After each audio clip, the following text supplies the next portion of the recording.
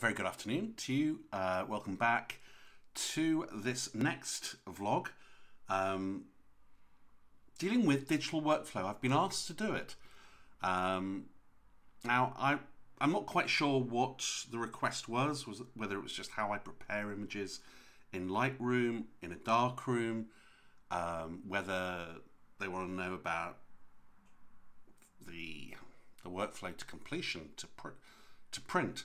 But I've been asked to talk a little bit about darkroom printing as well, so I thought maybe combine the two. And it's going to be a little bit strange in the sense that I've not done this before.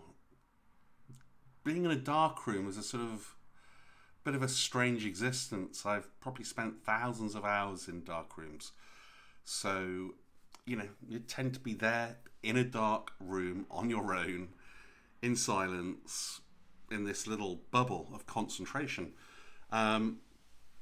So yeah, a little bit of it seems a little bit strange to be talking about it. So let's just get straight into it and see where it goes. I suppose when I was starting out, like anybody else, I was looking at different photographers, different practices, different prints, amazing prints, some dark, some overexposed, some warm, some cold, as in tonal tones like sepia and what have you. Some contrasty, some not. And I think I saw examples, brilliant examples of all of those. And you're kind of looking for a place to go, and you start experimenting with your own stuff. And, you know, therein lies a bit of a conundrum, because you're still developing your style. Not your developing style, but your style in photography. And I don't know about you, but when I was starting out, I wasn't quite sure. I was interested in all sorts of things. I wanted to photograph everything, anything and everything. It was all just there to be had, good fun, but bit by bit, I think you start to work a few things out, or at least I did. I've pulled off a couple of examples here, just to give you an idea. I suppose you've got to start somewhere. So, a Danish photographer, quite contemporary, a Magnum photographer, Jacob Osobel. Jacob, maybe, Osobel. Quite an interesting photographer, and you know, I really like his stuff. My stuff isn't anything like his, but again, it's not about looking at stuff that's the same as yours. It's about, yeah, seeing stuff and whether stuff resonates with you or not. And his stuff definitely does resonate. Just turn that volume off. There we go. So yeah, an interesting photographer. He did a trip, a Trans-Siberian trip from Russia to Beijing via Mongolia, or vice versa. I can't remember which. Arrivals and departures. It's on video. You can Google it. Beautiful little short film. And I think Leica gave him a monochrome, an M9 monochrome when it first came out, coupled with a 50mm lens. Now, his work, I think, is sort of reminiscent of, I suppose, I mean, it's got an edge. Yeah, an edge, a bit of an angst or something going on. I don't know if those are quite the right words, but that sort of thing. You get the idea. And he prints quite contrasting. I don't know whether he prints his own stuff or gets somebody else to do it, but it's got a consistent flow. It all looks quite contrasty. Some examples here, for example. And I think it works really well. I think it looks consistent. I think that not only is it consistent from print to print, but the contrast somehow complements the edge of his photography, the way he photographs, the subject matter that he chooses to photograph. And I think the impression I got from this was that he wanted to say that it didn't matter whether he was in Mongolia or Russia or China. We all experience love. We all experience the same kind of range of emotions. At least that's what I got from it. A few examples here. So yeah, one example. But I wasn't aware of him back then because I've been doing this for 35 years. He's much more contemporary than me, or at least this particular assignment was. Another photographer I pulled off, by complete contrast, was Robert Mapplethorpe, who I think was an 80s photographer, quite controversial, New York. Again, a lot of angst. These aren't angst. These are flowers. Again, Google him. He's done various stuff, but I'll keep to the flowers for this vlog. You'll see why if you Google him. But a brilliant photographer. Now, these two shots are, a very low filter, very, very low contrast. But equally, you can say they are, a completely different subject matter. It's a controlled environment, and sort of artificially lit by flash, very controlled, and therefore, when you look at these exotic flowers, you're seeing every detail in them. That it's exquisite, and you best get that by not contrasting the hell out of something. If I was photographing flowers, that's probably how I'd do it. You're trying to show every contour, not show as in you're trying to describe the flower. This is an artistic impression, or an artistic impression that he had of these flowers. And an integral part of that is not just the shape, but the structure, the beautiful, beautiful detail. And so, yeah, I think this technique suits this subject matter absolutely perfectly. It is beautiful. It's sublime. But sooner or later you have to kind of come up with something yourself, or a subject and a printing technique, I guess. And the photographer completely resonated with me, or rather I should say his style of printing, his genius, was Ansel Adams. Am I interested in landscapes? Not at all. I mean, I'm not uninterested in them, but I don't think I've ever once picked up a camera and thought, I'm going to go and photograph some landscapes. I have photographed landscapes in passing, but landscapes isn't my thing. But what I do take from him is I mean, I love his landscapes. I should say first and foremost, I absolutely love his landscapes. But it doesn't inspire me to want to go and take landscape photographs. But his printing is, to me, I won't say the best, but it's definitely one of the best.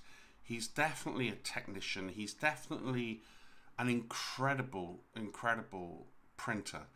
And for me, that's what I took from him. Now, I don't try for 1 second to try and implement everything that he does into one of my images. I mean, it would be beyond me. It absolutely would be beyond me. Without a shadow of a doubt. But I can take something from it.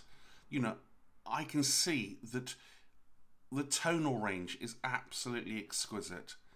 I mean, yeah, he was photographing on 10/8s and Hasselblads and all that kind of stuff, waiting for a cloud formation to appear, or whatever whatever you do when you're a landscape photographer.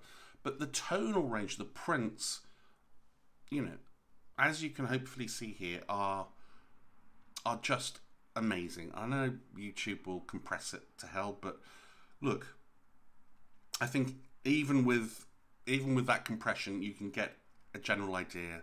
And if you can't, then Google it, because it's worth Googling. But I struck gold a little bit, because not only is Ansel Adams was a master printer, he wrote about his stuff. Master printers don't normally divulge their secrets. He wrote books about how to do it. More specifically, the camera, the negative, and the print. It's all there. So I was just in heaven. It's like, wow. I not only love his stuff, but he is telling me how to do it as well. Now, he's famous for something called the zone system. And I don't want to go in and wax lyrical about that, because it just takes too long. It's something you have to sit down, read one of his books, and I think it's fair to say that a lot of other photographers don't agree with it. Don't agree with it, don't like it, or I don't know. But, look, if you look at his work, it works for him, and I think it's a good way. It's a good thing to learn. It's a good thing to understand, whether you use it or not. So yeah, that's kind of what I aim for. Not his exquisite brilliance, but just that sort of, beautiful rich blacks, a little bit of detail in there, beautiful midtones. I don't use red filters like he uses, for his dark skies. But, it's not about copying. It's about trying to find something that resonates with you, that works for your work. And that's kind of, that's kind of how I do it. Now, I'm going to talk about film images and how I best, or try and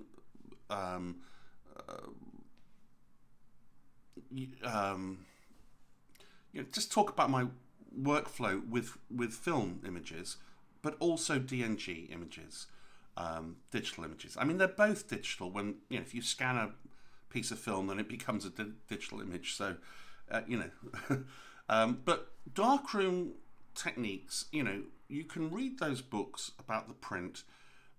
He uses, I think the key thing, I don't know if you've noticed with these images, is that they're on the cooler side. Now, he does that by using selenium. It's a chemical that he uses. He uses 2 stop baths, some high PAM clearing agent, and some selenium. Now, selenium starts from the bottom and works upwards. It starts with the shadow areas, then onto midtones, then onto highlights. I don't leave it in. I don't leave it in for the highlights. It's gone too far by then. He gets a sort of almost a purpley tone with these images. He uses it a bit more than I do. I like my images to become neutral. So typically Ansel Adams would use Ilford Gallery, which is a fibre-based paper, and it's gorgeous. It's absolutely beautiful. But the midtones, I started to notice, the grey midtones seemed a little bit, once the print had dried, sometimes seemed a little bit green. Had a tiny little 2% of a green tinge or something, which, wasn't exactly how I envisaged it. But when you introduce the selenium, then that sort of, as long as you don't use it too much, and too much, too little is just your call, I'm afraid. But what the selenium would do is sort of almost neutralize that green tinge for me. That's how I used it. It would go, you know, it would affect the blacks or the dark colours, the dark tones, and I would sort of let it bleed through to the mid-tones and then stop. You know, it's a fine call. You have to sort of get it at the right time. Too much looks too purpley or something for me, but just enough looks sumptuous, absolutely gorgeous. Now that's not to say I don't like warm tone photographs. I do. I love some warm tone, but it has to work for you, for your work.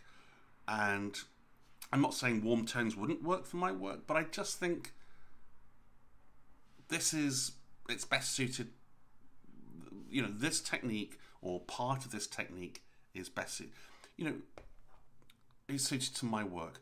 Ansel Adams will sometimes get the absolute, you know, the utmost out of a negative. Now, every negative that I print, I always use one of these, a loop. You know, not for the contact sheet. I'll use them for contact sheets as well, but I'll look at the negative because that, you know, I'll put it on a light box, and that will give me just a Nikon contact sheet loop. But looking at the negative on a light box will give you a very clear idea of what is there, what's in that negative. Now, sometimes I want to get everything out of a negative. A lot of times I don't. I just want to know what's there, know what I'm dealing with, know how well exposed or not well exposed the image is. Am I going to have to fight? Am I going to have to really, you know, in some images, if they're not well exposed, then, you know, typically with film, if you underexpose it, you've got problems. Overexpose it almost as much as you like. It's very, very tolerant, but don't underexpose it. Now, that brings me back to, I do underexpose my negatives. I underexpose by 2 stops, but I bring it back in the development. So I underexpose 2 stops, overdevelop. Now, look, there are a million developers out there, and I'm not going to get into developers because everyone swears by their own developer. In theory, underexposing, overdeveloping will make your negatives more contrasty, make them a bit more grainy as well. I find that, I mean, I'm going to show you some examples soon so you can see. I find that the system I have gives me quite a flat image, and that's what I'm after. I want as much detail in that negative. I actually want it to be quite flat, quite dull and boring, so that I can tweak it the way I want to tweak it. I want, you know, I don't want contrasty negs. Sometimes when I scan a negative and it comes up, I have a split second of dull, boring, and then I realise actually that's a very malleable image to work with. That is actually exactly what I want. You know, but I don't know why. I should know by now, but every time they come up looking a bit grey, a bit porridge-like, and my heart sinks just for a split second, and then I'm okay again, and I realise, yeah, that's what you should have. That's what you know. That's what you. That's good. That's gonna. You've got a good chance then of getting a good image.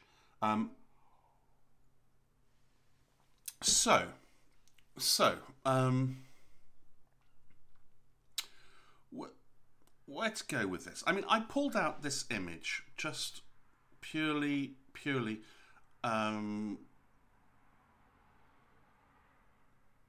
Yeah, it was just the first one that came to hand, really. And I've sort of done a couple of examples here. I've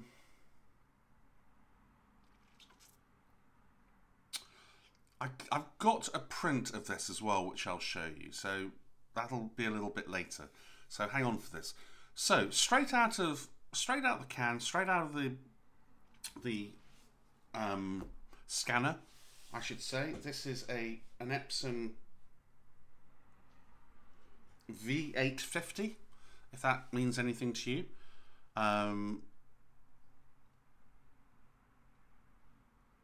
Straight out of the scanner, boom. Photograph taken in a split second. I got lucky with the exposure. I can't imagine I'd have had time to, I don't know, maybe I did. Actually, maybe I did. I remember seeing him and then backpedaling very, very quickly because he was too close to me. So yeah, that would have bought me a few more seconds. But yeah, straight out the scanner, that is the scan of this image. Now, in theory, one could say, yeah, go with that. It's okay, you know. Except for me, it's not okay. It is, as I said just now, it is just a bunch of greys. It's porridge. It's, you know, some people would go with it, and that would be fine, you know, if that's really what they, you know. I mean, to me, no. You know, my brain immediately knows what to do with that. I immediately know what I want to do, whether I'm in Lightroom or whether I'm in the darkroom. So, the coat and his face. The coat is a dark grey at the moment. The face is you know, it's got a bit of crud on it. It's got some stubble. He looks like he may have been in a fight, or is a bit of a bruiser or something. I don't know. I don't know his history. I don't know anything about the guy. But immediately that's where I'm thinking, I want the money shot here. I want some detail. I want to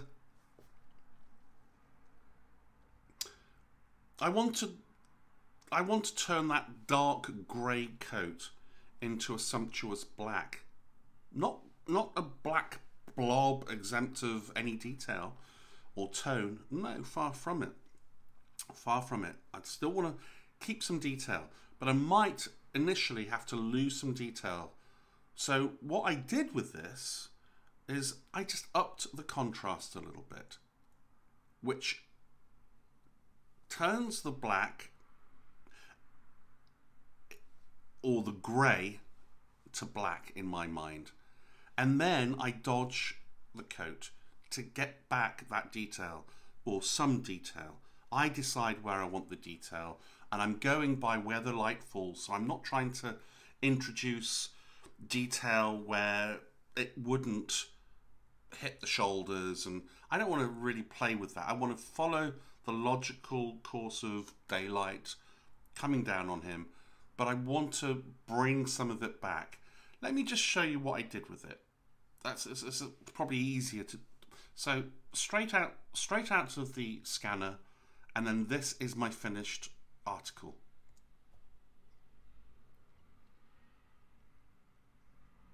And that's probably really all I need to say in one sense. I'm getting a little bit of the stubble. I've got the dark coat now is leading my eye to his face, and the hair, instead of just being bland grey, is now a little bit silvery, which is exactly how I remember it. I've got some texture in the face. I've got a little bit of ruggedness now. The greys, the cobbled stones are lifted also. If I go back to the original grey, just a slight injection. I don't want to do anything that is not there. I don't want to introduce a dark grey sky, because it wasn't. But that, you know, adding a little bit of contrast will turn it a little bit whiter. But then I'll just burn in 5%. Just so it doesn't go, you know, bleached out white. It's back in. Not much difference from the original, but just, you know, just a little bit. So it's not, so I'm not real, I'm not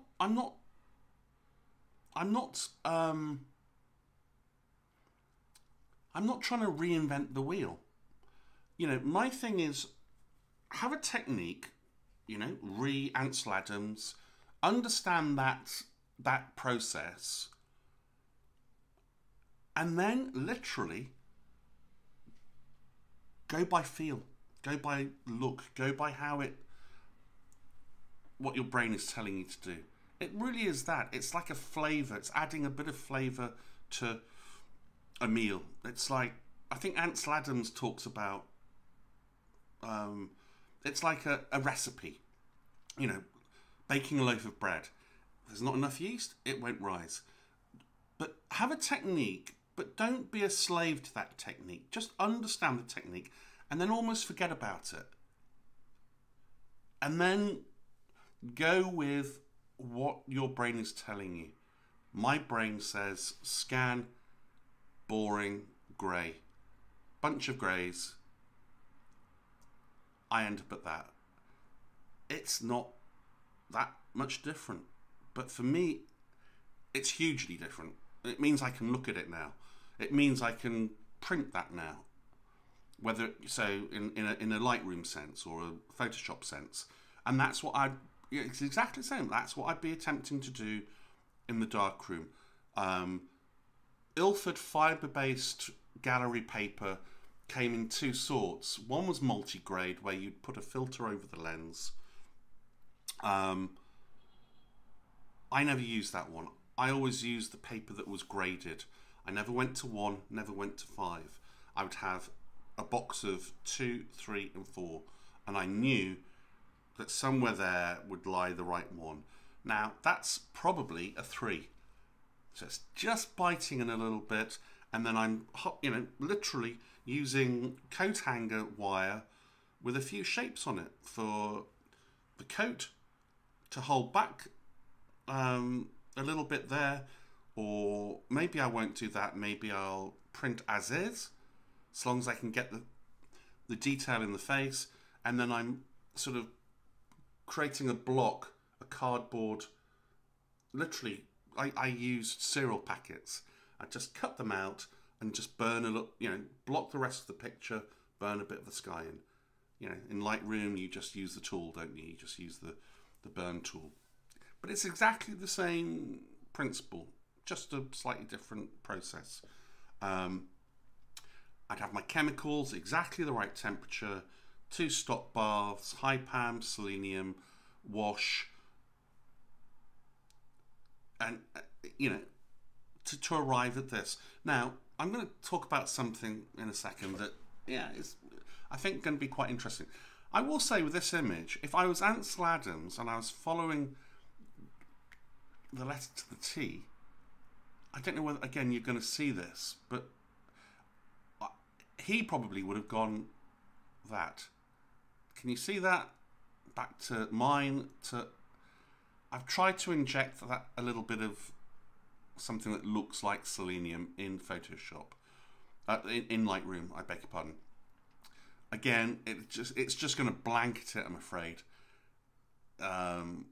So it's not really, you know, you're not really seeing what selenium does. But that, I've just given it a little bit of a twist there. Only a tiny amount, 5%, something like that. You probably can't even tell. Back to mine, and then I'm going to say now with Ansel Adams. Now. You maybe see that, it'll depend on your monitors and your screens, but that's what he would have done. That's what I would do as well, but less than Ansel Adams. I'm looking for neutrality, not for purples and what have you. Darkroom, you know, darkroom practice is just something that you pick up. It's not rocket science. I will say that you know, if you invest in a good camera and a good lens, have a good enlarger lens, you can get away with a slightly less brilliant enlarger, but always have a great lens on it, like a Schneider lens. Because if you've got a great lens when you take the photograph, you're kind of losing it if you put a cheap lens on your enlarger. Yeah, it's defeating the object. Good lens on your camera, good lens on your enlarger, just to see it through. Also, with printing techniques, this is probably pretty obvious, but once you've taken it out of the fixer, or not taken it out, but once it has fixed, I would always take it outside of the darkroom and I'd take it to a window, daylight, just to see that it's right. Because you can turn the lights on in the enlarger and you've got a couple of tungsten lights in there or something. It looks completely different. Yeah. Also, once it's, I'd also do that with the selenium toning. And I would also say that once your print has dried, it looks different. Be aware of that. It looks different. It does. I'm afraid. I'm just going to say that. It looks different. So you have to almost compensate for that. Yeah. And no point in me trying to describe it. It's something that you just learn with practice. Nothing I can say here that's going to give you an absolute understanding. It just is different. That's all I'll say. But again, sort of go by what you see. Go by, make mistakes. You will. It's not something you learn overnight. Again, with Lightroom, the same thing. I'm going to give you an example here. I'm going to move on to an image, this image that I took in Salzburg. This is the DNG. Saw a girl sort of half smiling at me. I mean, if I hadn't got a camera in my hand and that sort of thing that I have when I have a camera in my hand, I would have looked the other way. I would have been shy. She was just holding her gaze. She wasn't averting her eyes at all. And that's what kind of made the photograph for me. And I don't even like people looking at the camera most of the time. But for some reason, I don't know. I walked 3 or 4 paces forward, exposed for the highlights because I was shooting with a monochrome. And they are notoriously, you can blur your highlights so easily with a monochrome. So you expose the highlights. Obviously it looks very dark here, but as soon as I see this, I'm thinking, bingo, I've got the highlights. I'm just going to lift the shadows. It's a DNG file. Excuse me. Great. Brilliant. Perfect. Now, normally, I think that would be the case. Again, I'm not going to do much. I'm just going to lift the shadows, tinker a little bit with some detail, and, that's a keeper. Thank you very much. Did it work out like that? No. Not for a second. I mean, I can't sit here and tell you why I couldn't get it. Generally speaking, I can get a print or an image to be 80% there very quickly. Just, I don't know, practice or whatever. 80% isn't good enough for me. I'm looking for 90, 95%. 85% isn't good enough. I know 85%. It just, yeah, it's okay, but it's not right. I played around with this for hours and weeks and months. I got up, I made a cup of tea, I came back to it, I left it for a day, fresh eyes, I redid the whole thing from scratch. I couldn't get it right. I couldn't get it past, I would say 85%. It was just defeating me, and I couldn't work out why. I could not work out why. And I still don't know. Still don't know. Something that looks very doable just was impossible for me. It was, yeah, it was doing my head in. It really was. But it was for me, it was a strong enough image to keep working at, to keep, in the end, I have a friend who's a fantastic printer, and I emailed it to her, and I just said, can you do something with this? I'm at my wit's end. I don't know what to do. A week later, and I should say in the interim, I was thinking, yeah, she's a great printer, but she doesn't... I love how she prints. I would probably print how she prints, if I could. I don't know really what she does. But anyway, I was thinking, yeah, she's going to process it the way she would process an image, not how I would process an image.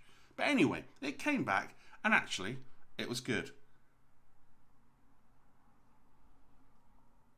That's pretty damn good. But it still wasn't right for me. This is 85 for me. 85. It's maybe a little bit more, but it ain't quite there yet for me. And so I played some more, and look, it was, yeah, I'm not kidding. I was, it's the hardest I've ever worked at any print. And this is the finished result. Now, you might like my friends. That's fine. That's what I want. That's how I see it. That's how, I can't tell you what I did to get there. There was just an awful lot of tinkering. The cones on the right-hand side. In my friends, it just looked a bit, they looked a bit dull, looked a bit flat. Mine had a little bit more contrast, and those metals, I love metals to look sizzling. Not, really, really contrasty, because then you lose a lot, but not flat either. Those don't look flat, but they just don't, the cones and the metal that they're sitting in, I don't know, the glove, not the glove, the bandage that she's got on her right hand. My friend's image, my image. The highlights even. Oh, excuse me. But the highlights, just a little bit blown there, a little bit more there. The chink of light on her right cheek, just a little bit. Yeah, it's in my friends, but I wanted that. The jewel, the necklace, the shadow, the detail in the bit of light hitting the jumper. Mine, I wanted it in. It's not in on the other one. It's nearly there, but that's mine. That's how I wanted it, and I got it eventually. And I'm really happy with that. But yeah, it was difficult. When people say, what's your workflow? My workflow is work on it until it's right. And I can't tell you what's right. I just know it when not know it when I see it. Normally I can do a DNG, put it into Lightroom, and I don't think I have to spend any more than, I don't think I've ever spent any more than half an hour on one image. I kind of, I can do it. I can just see it. Again, I put a lot of emphasis on just knowing what you want, and then doing it by sight. Just doing it by sight. Have the technique, whatever technique you want, whether it be sepia, whether it be selenium, whether you overexpose, underexpose, whether you do that at the negative stage or the Lightroom stage or the darkroom stage. Know your technique, but then don't be a slave to that technique. Go by eye. Just go by the feel of it. That's, when it happened, then, when this one came about, I knew I was there. Typically, if it takes me 10, 15, 20 minutes, 30 minutes, the trick is, I think, always, is to know when you're there. And stop. Stop. It's so easy to kind of go past it and think, oh, maybe you can... No, I know when I'm there, and then I stop. I literally, look, that's it. Woo. And it's like a big, you know, stop. Because or at least stop and save as, and keep that version, because that's the right version. You can mess about with it more and practice more with it, but make sure you keep that version when you arrive there. Know when you're there. I knew instantly I was there. I mean, eventually. But generally speaking, I know when I'm there. I just have this sense of, yeah, that looks right. Even the sponge, I mean, on my friends, just looks like I don't know, block of soap or something. I wanted a little bit of something in that sponge. Call me crazy. I don't know. The information is there. I've lost some detail in the darker areas inside the room. That's okay. I'm not crazy. I'm not sort of like, a fanatic. But I quite like shadows. I quite like beautiful blacks with detail in. I quite like that. It depends again on the shot. It depends on the image. People talk about presets, and that has always puzzled me. It's like, how can you have presets? Every image is different. Every image is different. I know how I want it. I know what my values are. I evaluate every section of it, and then I go by instinct and how it feels and how it looks. A blanket preset on every image is like, I don't know. Maybe I'm missing something. I probably am. But again, it doesn't matter. I just have my technique. This is how I do it. It's, you can, there are people, I will say I am not a master. I'm far from I don't know why people have asked me to talk about it. Maybe I'm just doing something that they like. I don't know. I'm not a master printer. I don't want to be a master printer. I want my images not to be seen as, I don't want people to think I'm a bad printer or I'm a bad processor, but I want the image to be king. I just want that image I want to do justice to that image. That's really what it's about for me. It's not sort of producing this master print that people go, oh, look at the printing on that. I don't know. I don't want it to be bad. Don't get me wrong. I want it to be good. I want it to be very good. But for me, the image is always king. And it's just about doing that image justice. Sometimes I don't want information out of the negative or the DNG. I don't want, they may be crammed to the rafters full of information, but sometimes on some images, I don't want that. It doesn't look right. It doesn't, it pulls away from the image, from what you're saying, or what the image is trying to convey, or what you want to convey via the image. For me, it's not just about pulling out all the information and being a technician. It has to have a soul also. Very, very important. It must have a soul. Now, your soul, my soul, I don't know. We've all got variations on that theme, variations on how we bring that about. This is just my 2 pennies worth, my way of going about doing things. But hopefully that'll give you a bit of an idea. It's okay to come a cropper. It's okay for it to be difficult. I wouldn't want everyone to be this difficult, but generally they're not. As I say, it's normally about half an hour just from practice. I don't think I'm even a master. I'm definitely not a master at Lightroom. I'm not a master at Photoshop. I'm not actually doing that much to an image. I think I've failed if I have to do that much. I didn't do much to this one.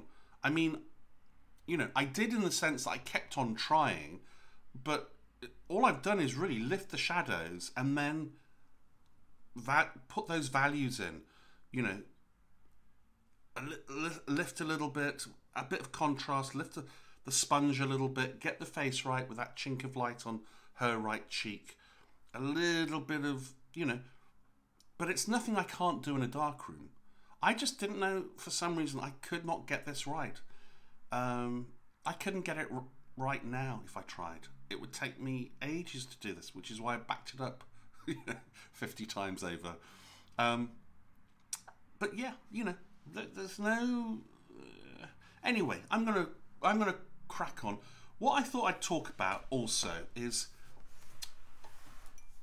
So, when I got into digital, and I don't really shoot digital now that much, hardly ever, but when I got into it, I got the M9, and I quickly realised, I can't do a darkroom print, and so I tried my hand at inkjet printing. I bought an R2400 Epson. It was a professional printer back then. I should say I've not inkjet printed for 6 or 7 years, so the technology is probably come on in leaps and bounds. Let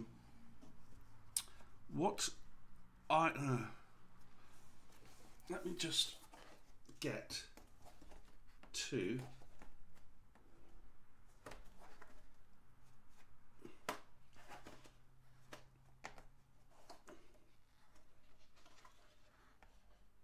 so yeah, maybe that's the best way to go.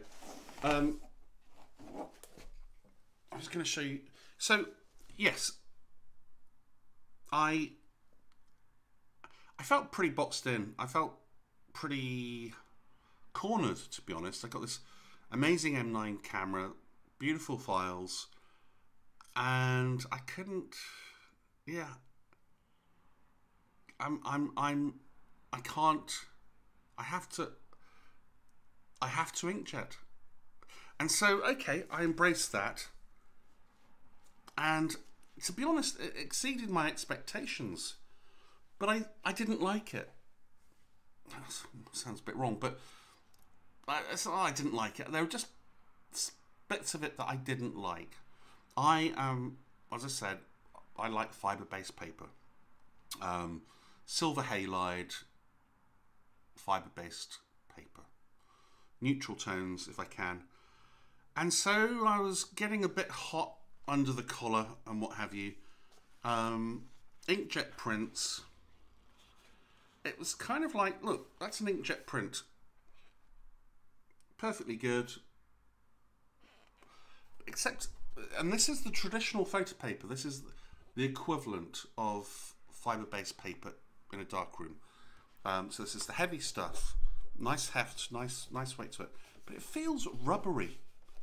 Okay, that's not a big, huge deal, but it just feels a bit weird. And then, not so much in this image, but images where there are more darker sections.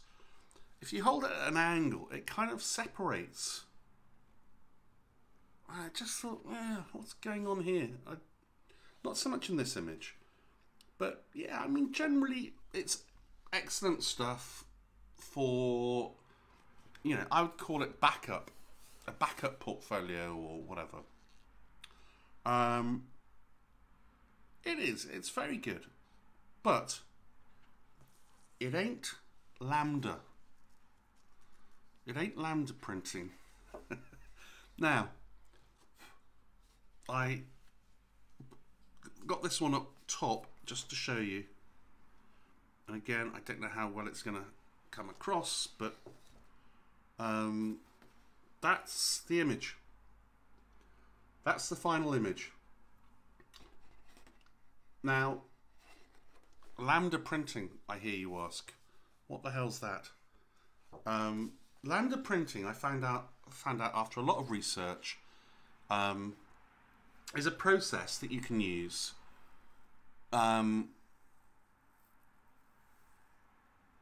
I don't actually know what the technicalities are, but basically, I used to be an assistant, and we used to use a lab in London called Metro Imaging Limited. They probably still are the top lab, or one of the top labs, I don't know.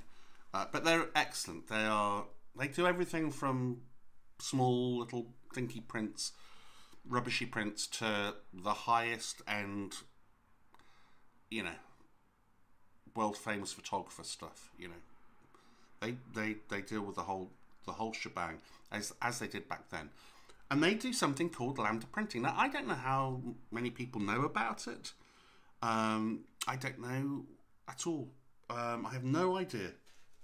But about 8 years ago, I had these done. And it is just, for me, you know, it was like music to my ears when I found out about it. Because it meant I could have a wet print done. An actual print from the darkroom, you know, developed in chemicals from a digital file. If you know, even if you're in the States or somewhere else other than UK, you can Google them. Just, I don't know, Metro Imaging Lambda, Lambda, and you can have work done even if you're outside of the UK, because the process is that you email your image the way you want it, make sure it's the way you want it, and you can either have it done as a sort of do-it-yourself type outfit, which is a bit cheaper, or you can have it done with a master printer doing it for you, which is obviously more expensive. The whole thing is expensive. This is not cheap. You know, this is, I don't know, top exhibition stuff. It ain't cheap. That's the only downside to it. Other than that, it's beautiful. It's absolutely beautiful. And it's, you know, these are all DNG files. Actually, these are all from the M9. Well, not all, but the ones I've showed you so far are all from the M9. I'm going to show you that one, maybe. It's gone a little bit dark in here, so I'm not sure if you're really seeing it in its best. As I say, you know, YouTube will compress it anyway, but you maybe get an idea. It's fibre-based paper. It's Ilford gallery paper with a Lambda process. I don't know whether that's a machine or an enlarger, but they somehow, you know, take the TIFF file that you send them, and I think using lasers or something, have a way of projecting onto paper, taking that and somehow projecting. They do say that it's, you know, it's a little bit softer than the actual image. I can't see it myself, and I'm a stickler for, if something goes soft, you know, I don't want anything softening my Leica lens. Thank you very much. I don't see it. I really don't. It's every bit as crisp and as sharp as I want an image to be. It's quite glossy. It doesn't wrinkle at the edges like some, like typically if I print onto gallery paper in a darkroom, the edges sometimes go a bit wrinkly. It's not perfectly flat, but fibre-based never is. But it is sumptuous stuff, and it means that you don't have to rely on a Lambda, on an inkjet print, which for me, you know, I don't know. As I say, inkjet printing may have come on in leaps and bounds in the last 5 or 6 years. So it's the same one, but for me, this is beautiful stuff. 1216. You can have whatever you want, literally whatever you want. That's just my folio size. That's the way I like it. If I frame it, it goes into a 2016 inch frame. But yeah, you get the gist. You get the idea. I'm not going to show you all these. I've got hundreds of them, but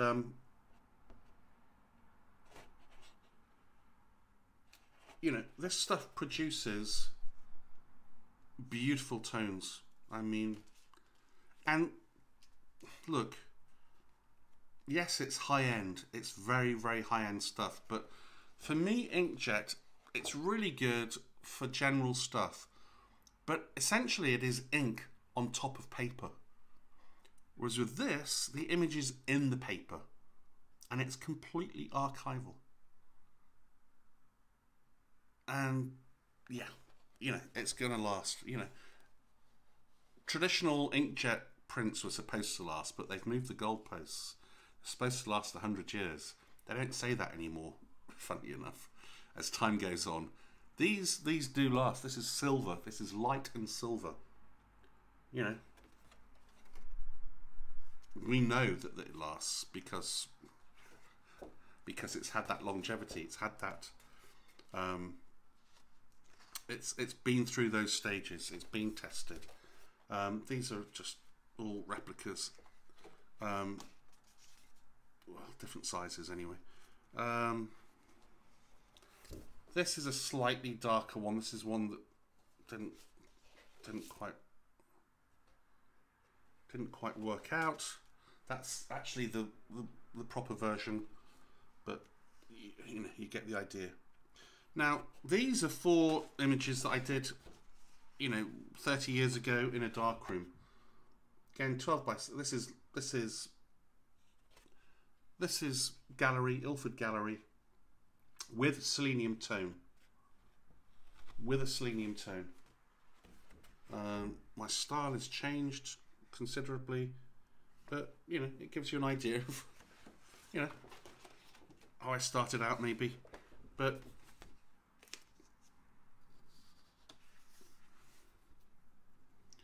I mean, not as glossy as the Lambda print. This is gloss paper, but it's not as glossy as the Lambda. But it's not, you know, it's not like resin gloss where it's just like plastic. Far from it. It's just, you know, and if you put it in a frame with the right glass, proper museum glass, proper museum rag, cutout card, then the light is at an angle. So the glass disappears. You know, there's nothing. It looks like there's nothing between you and the print. It's incredible stuff. But again, when you're printing, you've got to think. Again, Ansel Adams talks about this. Where is it going? Is it going into a book?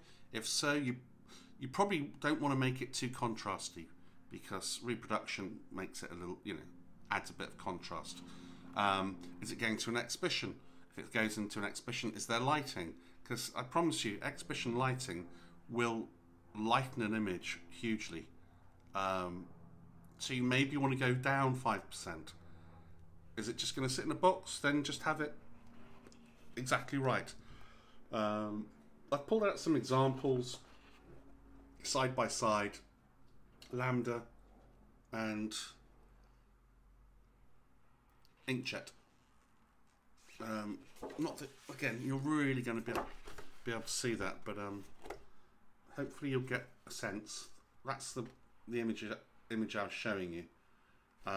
In fact, that's not the finished one, but it's not far off.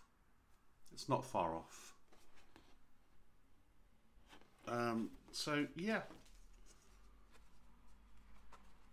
Again, I don't know how it's, you know, what the lighting is like, but it's just, yeah.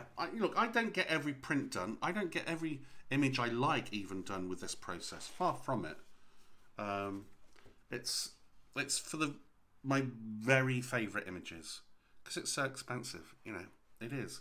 It's really expensive, so I can't get everything done. You know, if you've got deep pockets, great. I can't even afford one at the moment.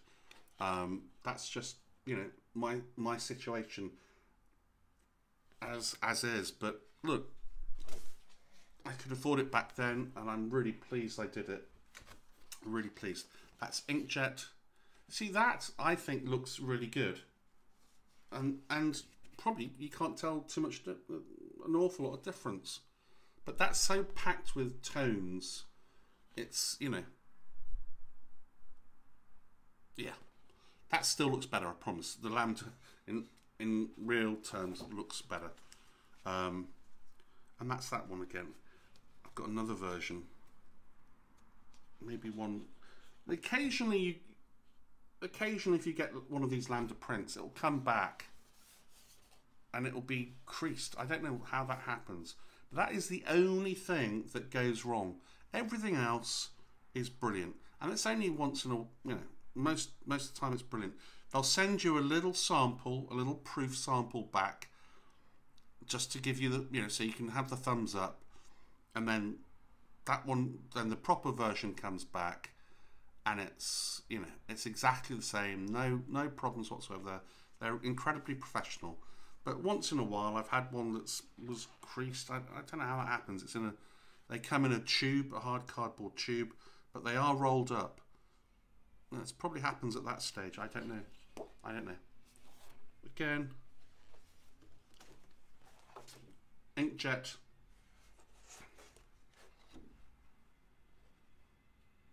Lambda.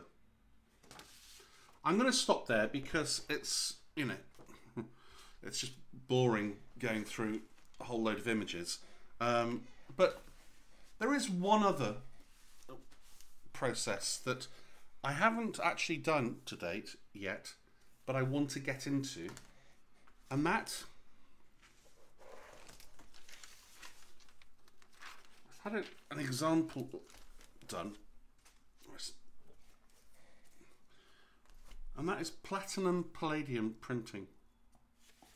This stuff. Just when I thought, this stuff is gorgeous. You don't even need a darkroom for it. Different process completely, but this is the stuff that collectors buy. They buy this as well, but yeah, it's a little bit brown. Apparently, if you use more platinum, it makes it go a bit cooler. But it does look absolutely beautiful. I just had a small sample, like a 10/8 done of it. But yeah, that's something for another time. And I don't, I've looked into it, I've researched it a little bit, but I don't know that much about it yet, and I haven't printed one myself, so I can't really talk about it. Not with any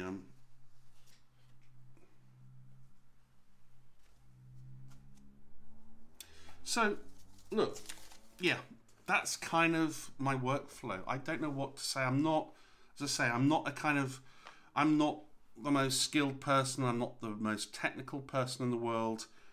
I think I've got a reasonably good sense of when something looks right, or at least when something looks right to me. You may have you may love to overexpose your images hugely, and that's, I don't know, that's cool. It's not cool for me, but it's cool for you. And I've seen some overexposed images that look really, really good. Especially the colour ones. That's quite in vogue at the moment, isn't it? Overexposing colour film. Everyone does it differently. That's that's just my way. That's, as I say, I've played with warmer stuff. I've played with overexposing. I always come back to this for some reason. That's what resonates with me. That's what, when I saw that Ansel Adams stuff for the first time, I thought, boom. It wasn't, excuse me, I didn't just think, wow. I thought, okay, this is how I want to go forward. Not in exactly the way he does it, but with these kind of values, with this kind of a style. And yeah, it's got to start somewhere, isn't it? You've got to be inspired by something, and that's kind of been my journey thus far. I don't think it's probably going to change anytime soon, but hey, that's okay. So yeah, hope that's been helpful in some way. Yeah, drop me some comments or questions if I haven't covered anything. It's quite a vast area to talk about. Wet prints, Lightroom, darkroom, Photoshop, printing. It's a hugely vast subject matter. But I think I've covered the main components. I think I've tried to anyway. So yeah, thanks very much for stopping by, and see you for the next one. Cheers for now.